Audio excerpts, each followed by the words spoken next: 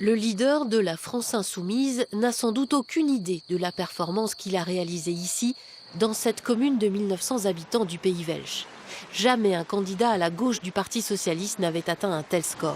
Dans le village, ce résultat a créé la surprise. En principe, on suit les idées de M. Haenel, c'est-à-dire la droite, donc de la gauche comme ça. Ça surprend quand même beaucoup, surtout quand on entend les gens dire ce qu'ils vont voter. On n'attendait pas du tout Mélenchon en première position.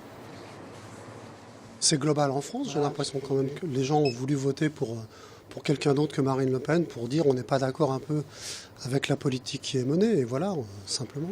À la sortie de l'école aujourd'hui, les mamans discutent entre elles, mais pas forcément de politique, et surtout pas devant notre caméra.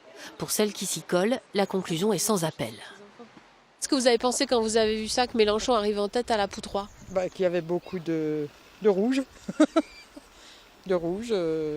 Donc vous avez été surprise ? Ouais. Et puis enfin, juste avant de déposer les armes, nous avons trouvé un des électeurs de Jean-Luc Mélenchon. C'est une très bonne chose qu'il soit premier à la Poutroie. Donc vous n'avez pas été surpris, vous ?